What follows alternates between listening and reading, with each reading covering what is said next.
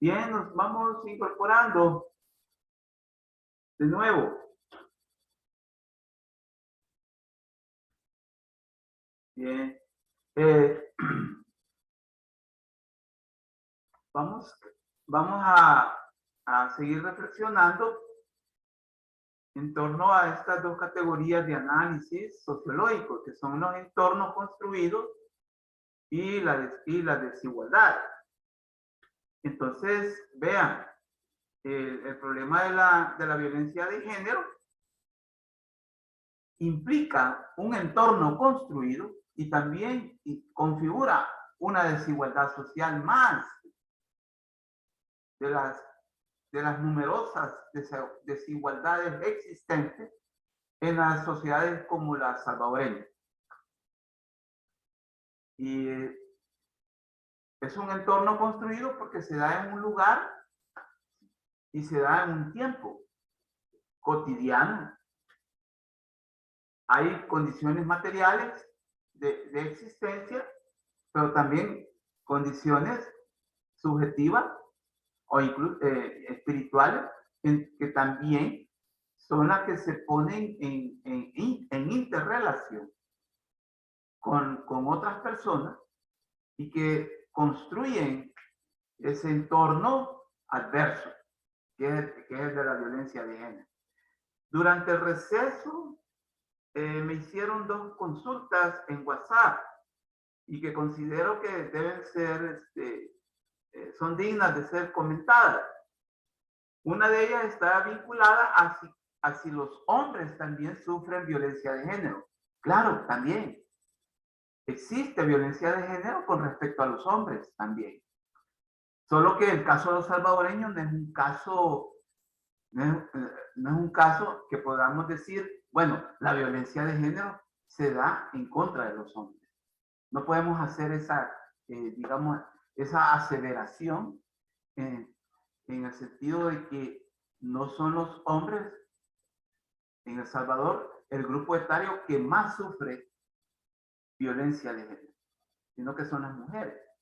Pero sí, en otras sociedades, la violencia de género con respecto o contra los hombres es también, constituye un índice muy importante en otras sociedades. Estaba leyendo yo, por ejemplo, en España. En España el índice de violencia de género contra los hombres es un índice importante, anda ahí por el 20% en España. Entonces, sí, los hombres también pueden sufrir violencia de género. Solo que el caso del salvadoreño no es un caso exclusivo para los hombres, sino que es para las mujeres. Para la mujer. Y por eso es que estamos destacando la mujer como grupo etario, un grupo humano con especificidades y particularidades. Entonces, sí, es también válido decir que los hombres pueden sufrir violencia de género. Y la otra consulta es de que hoy en día, por ejemplo, con respecto a la diversidad de género, hay ya una acepción a la diversidad de género. ¿En qué sentido? Y por ejemplo, la persona que me lo consultó me dijo, mire, fíjese que hoy en día, por ejemplo, hay instituciones, más que todo ONGs, que para sus servicios hacen encuestas y en sus encuestas, en la estructura de las encuestas, viene, viene la que se refiere a la pregunta que se refiere al género.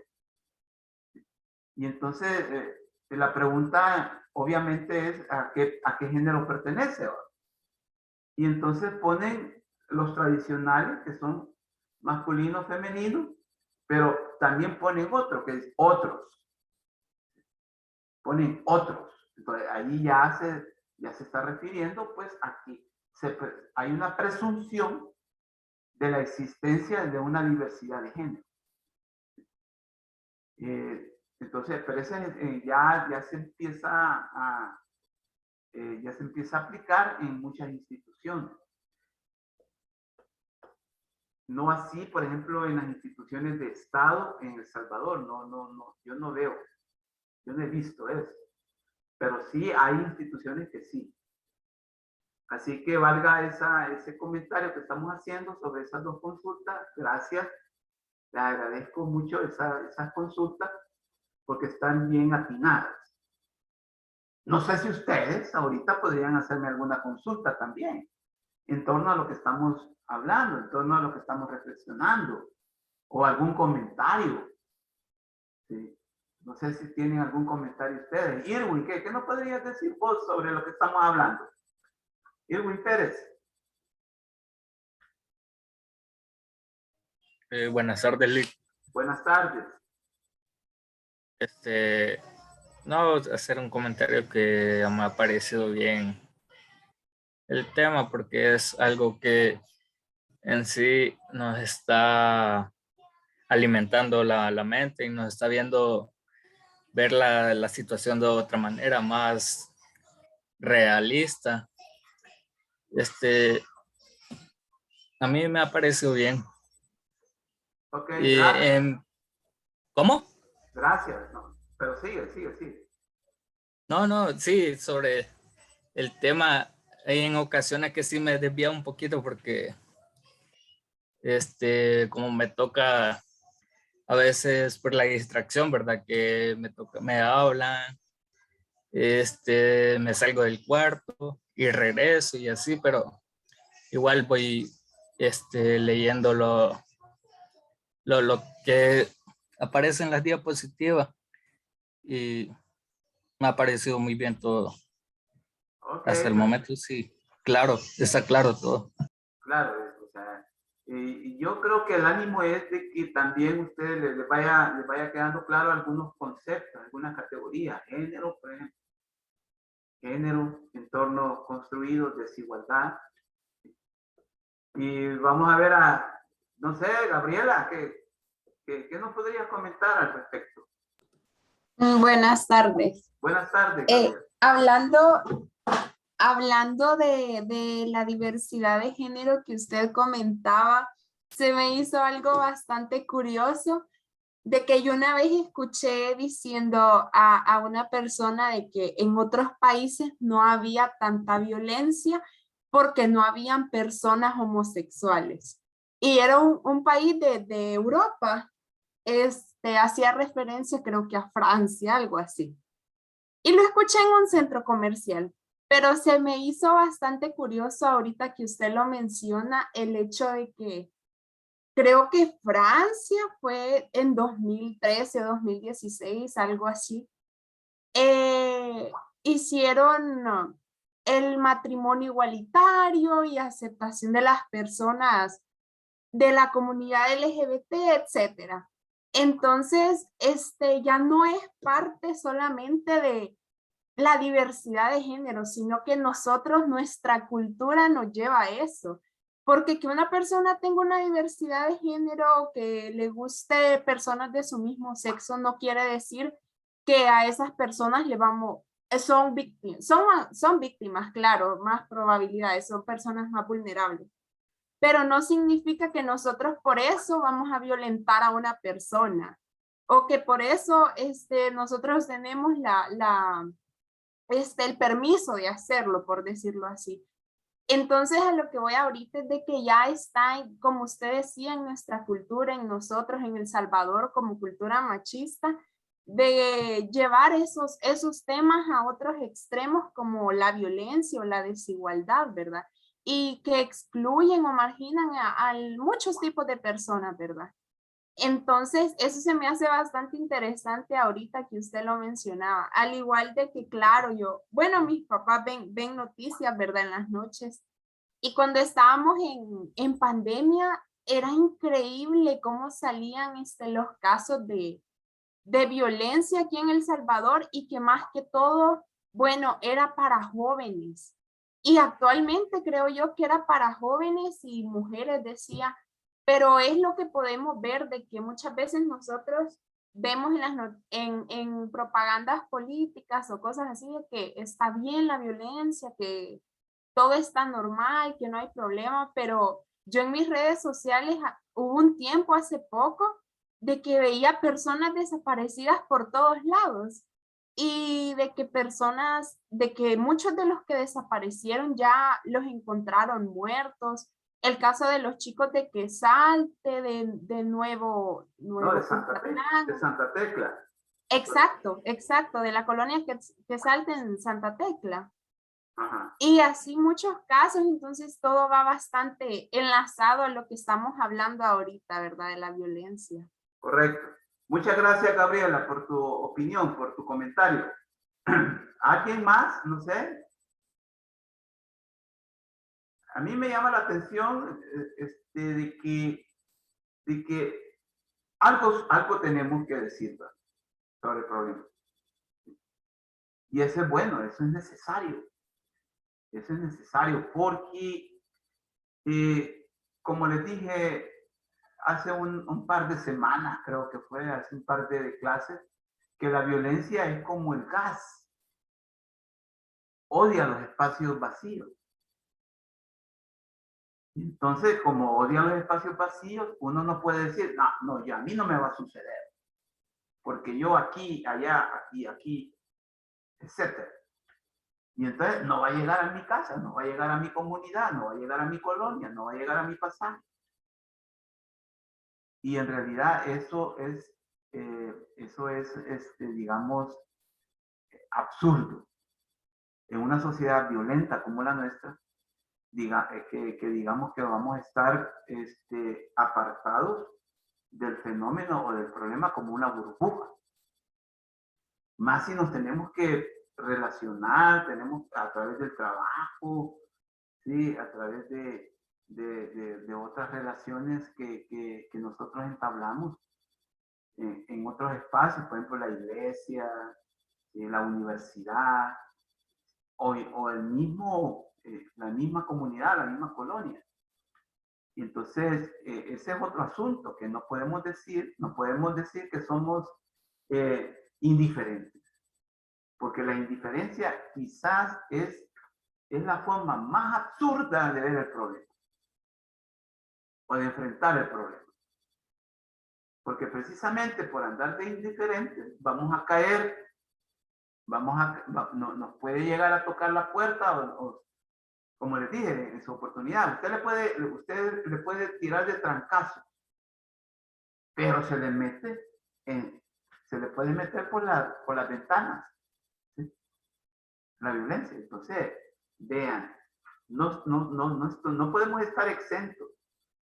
No podemos estar exentos. Lamentablemente, aquí hay sectores que están protegidos y hay sectores que no están protegidos, ¿sí?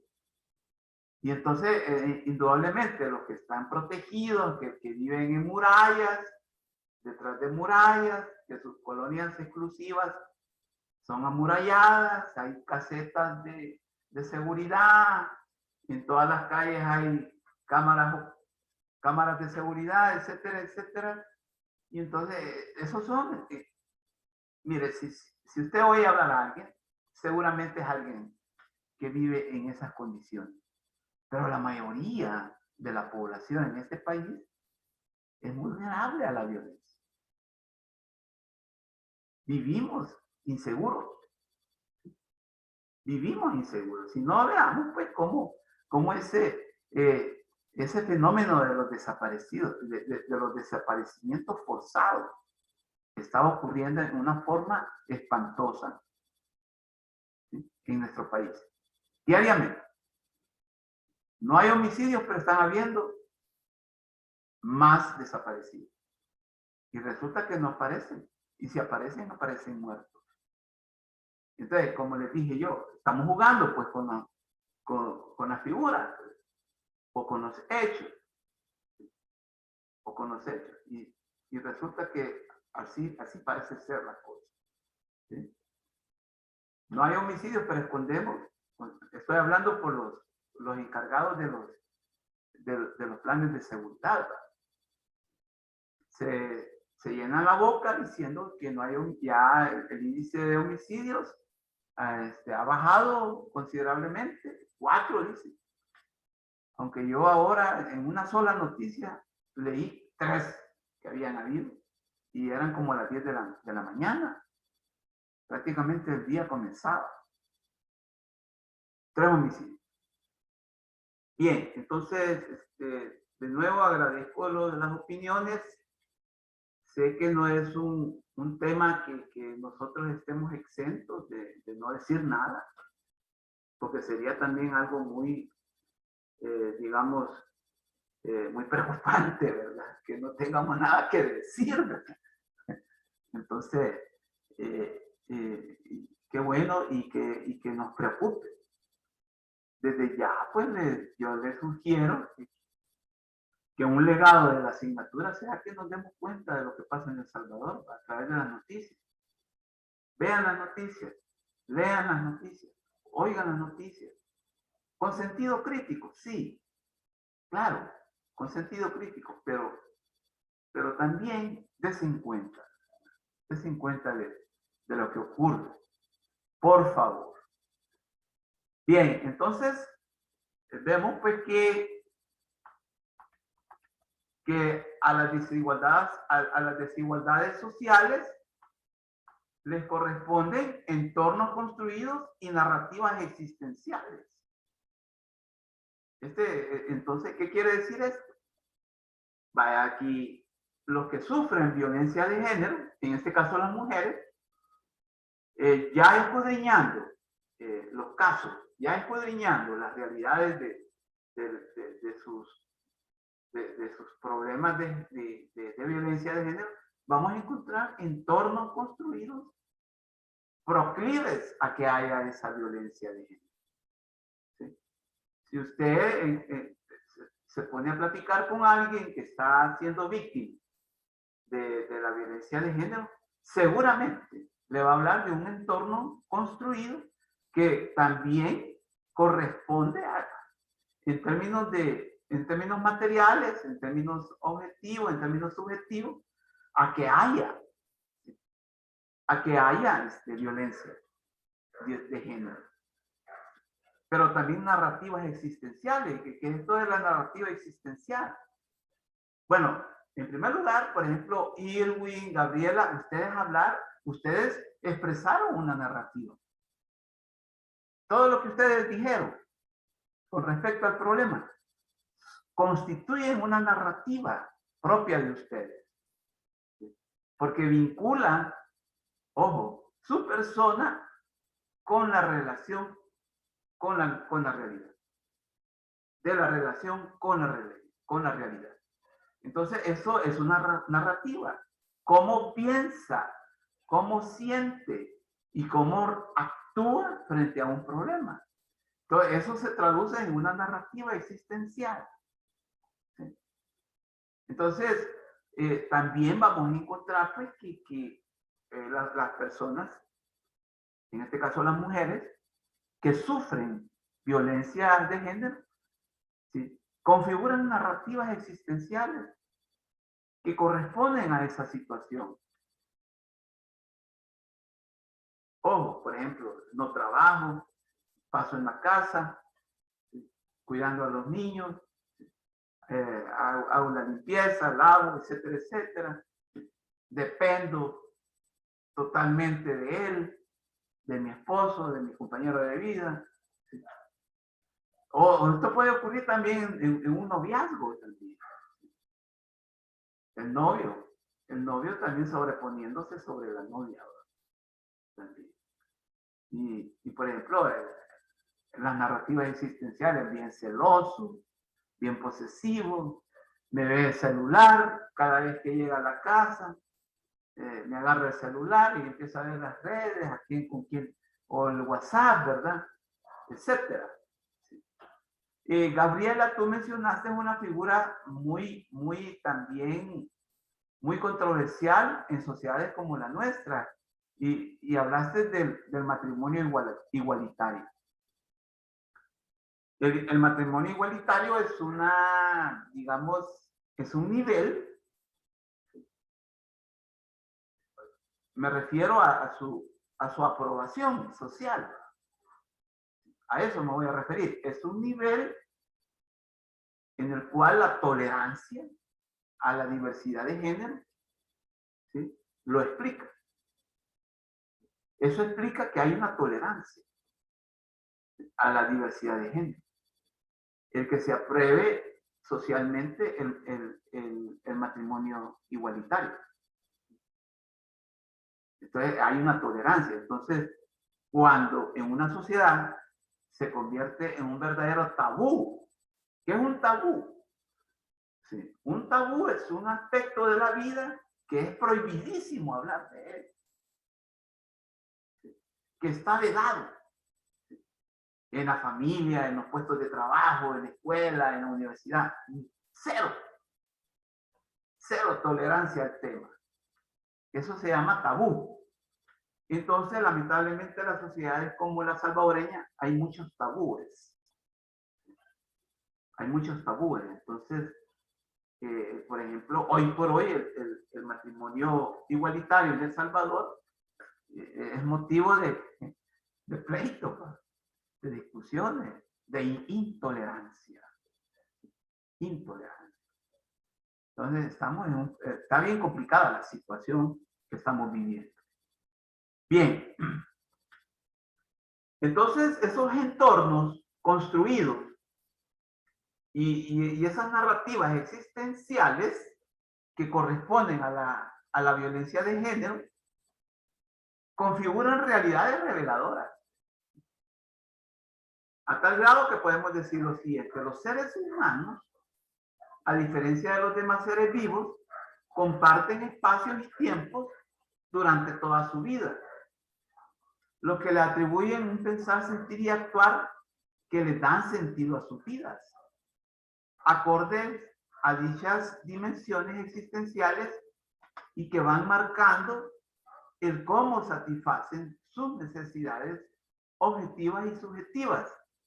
De ahí que se configuran condiciones existenciales que los distinguen de los demás grupos humanos o los llamados entornos construidos: viviendas, tradiciones, costumbres, imaginarios colectivos y actividades económicas fundamentales, y que constituyen una diversidad, pluralidad y heterogeneidad de intereses en torno a la producción material y existencial, y que se traducen en aspiraciones, peticiones, sueños, deseos y en proyectos de vida, muchas veces buscándoles satisfacción en los distintos niveles de la realidad histórico-social, en donde van a encontrar obstáculos, contradicciones, frustraciones,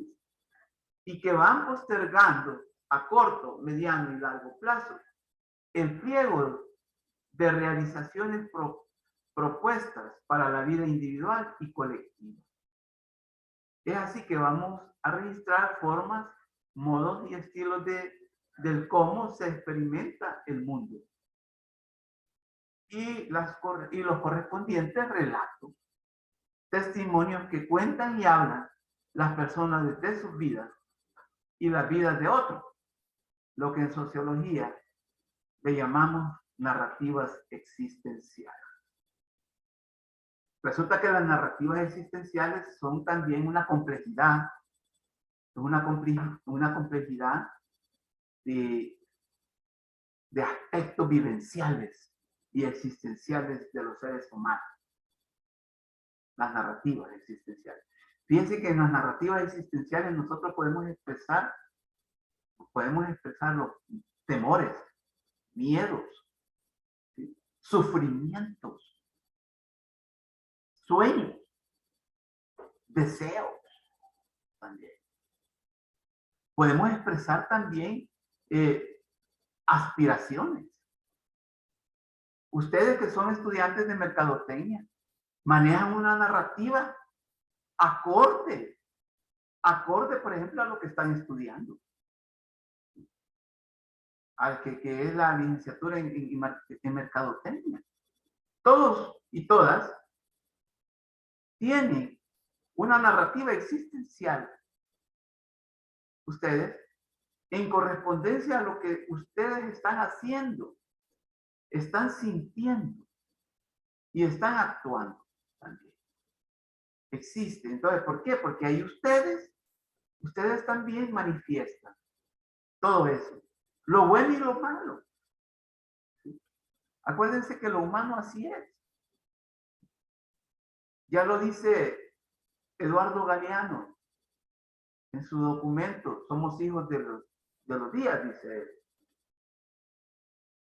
¿Sí? Él dice, así lo dice. Y en verdad somos en verdad los hijos de los días. ¿Por qué? Porque somos lo que hemos hecho, lo que hemos sentido y lo que hemos actuado este día. Miércoles. ¿Miércoles qué? 12 de enero. Somos eso. Resulta que ahorita que estamos en clase, ya pasó prácticamente la mayor parte del tiempo del día. Y hemos hecho, y hemos sentido, y hemos actuado. Entonces, somos los hijos de los días. Ahí sí tiene razón Eduardo Galeano. Y dice Eduardo Galeano, ¿cuáles son los mejores días del ser humano? Yo se los recomiendo, si ustedes tienen la oportunidad de leerlo, lean Los hijos de los días, de Eduardo Galeano. Él dice, fíjense que los mejores días de los seres humanos, o de un ser humano, son aquellos días que no se han vivido todavía. Imagínense. Y parece valedero eso. A mí me parece válido eso. Decir que los mejores días que podemos tener como seres humanos son todos aquellos días que no hemos vivido aún. ¿Por qué va? Porque la vida en un día puede convertirse o puede configurar muchas potencialidades, buenas y malas. Ahora bien, ocurre que puede ser que sean más potenciales las buenas, los aspectos buenos, y ahí estamos bien. Pero puede ocurrir también todo lo contrario, que le demos más potencialidad a lo malo. Y por eso Eduardo Galeano termina diciendo, mire, es que el ser humano es mitad maravilla y mitad basura. Así termina, imagínense. Somos mitad maravilla y mitad basura. Entonces, ¿por qué? Porque el ser humano, no podemos decir que somos blanco y negro, o solo blanco y solo negro. En el ser humano no se puede ser así. Lo humano no es así, blanco o negro. No hemos sido hechos para eso, no hemos sido creados para eso. No hemos sido creados para eso. No es como en la química, ¿va? En la química, sí, usted puede mezclar, pero también puede hacer nada más, puede separar mezclas, puede separar elementos, etcétera, etcétera. En física también. Pero no así en las ciencias de lo humano o en las ciencias humanas. En este caso, las ciencias sociales. Bien, entonces este con respecto a lo que revelan las narrativas existenciales y también los entornos construidos. ¿Sí? Los entornos construidos. Es muy importante para nosotros los seres humanos. Yo comparto un entorno construido y también manifiesto una narrativa existencial. La problemática del impacto pandémico en la violencia de género. Aquí ya entramos de lleno a vincular violencia de género con el impacto de la pandemia. Después de darle sustento teórico, porque eso es lo que hemos dado, al problema de la violencia de género como una de las desigualdades más dañinas y dramáticas, podemos plantear que dentro del contexto pandémico, las mujeres han sido el grupo etario más afectado pues la cuarentena domiciliar y obligatorias significó una interrelación con los criterios machistas y misóginos de sometimiento y represión con sus agresores, compañeros de vida, cónyuges, hermanos, padres, abuelos, tíos, etcétera, violando sus derechos humanos y por lo tanto cayendo en una situación de vulnerabilidad.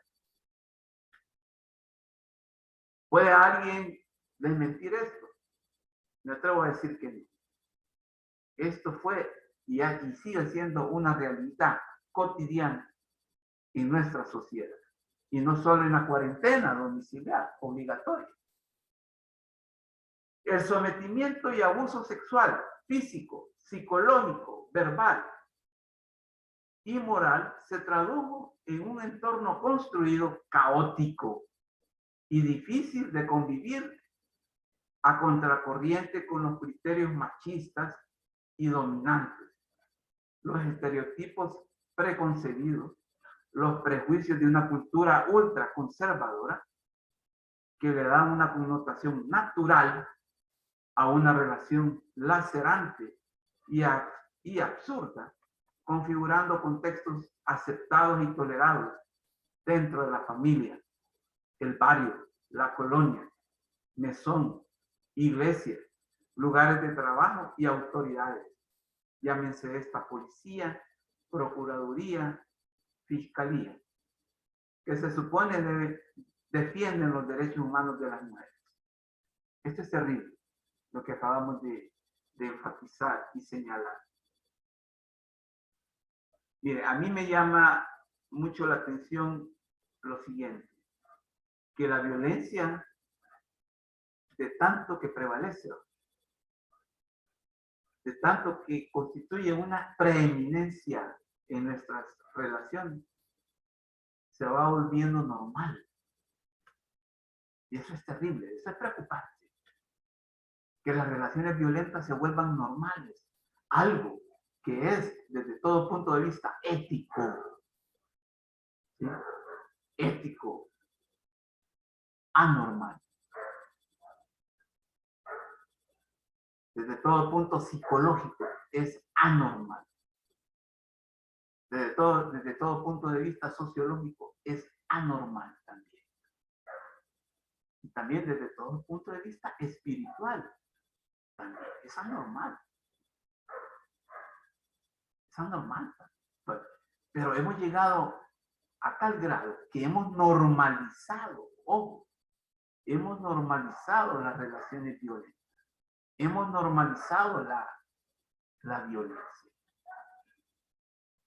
Y por eso es que yo siempre he recalcado que estamos viviendo una verdadera crisis civilizatoria hoy en día. Pero no solo es el caso de El Salvador. Se está viviendo mundialmente también esto.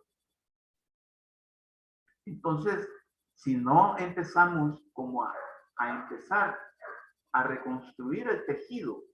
Miren, yo soy muy proclive a explicar los asuntos sociales. No yo, sino que la sociología. La sociología le apuesta mucho a los tejidos sociales.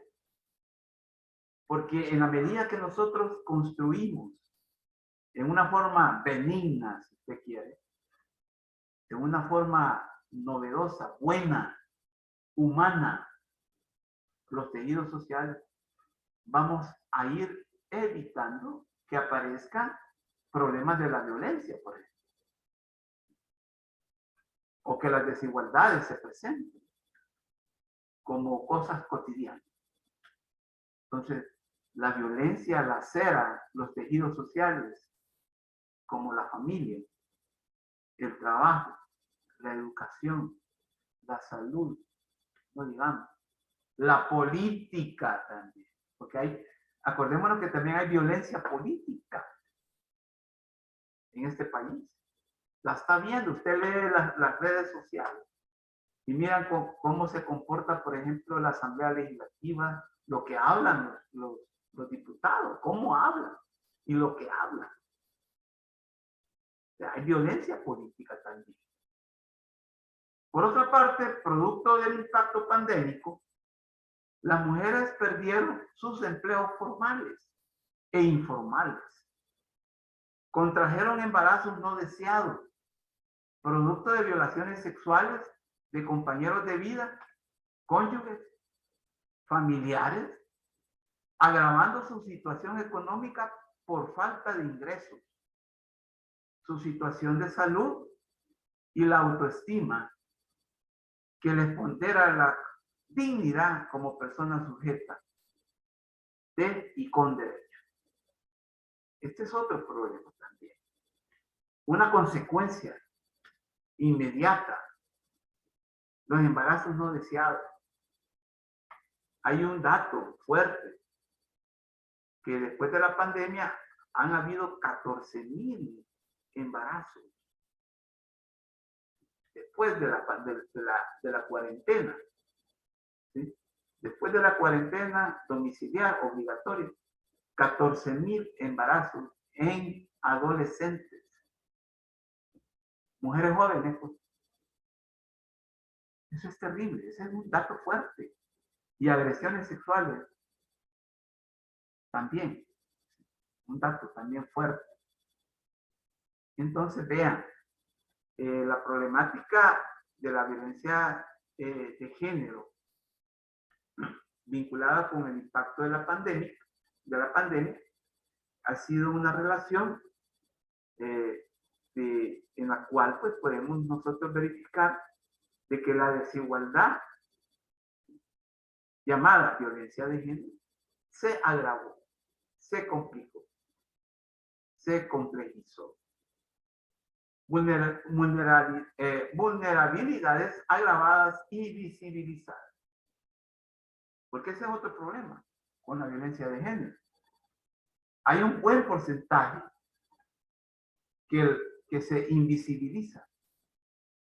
Se invisibiliza la violencia de género. Y resulta que el COVID-19 vino a visibilizar en gran manera la violencia de género.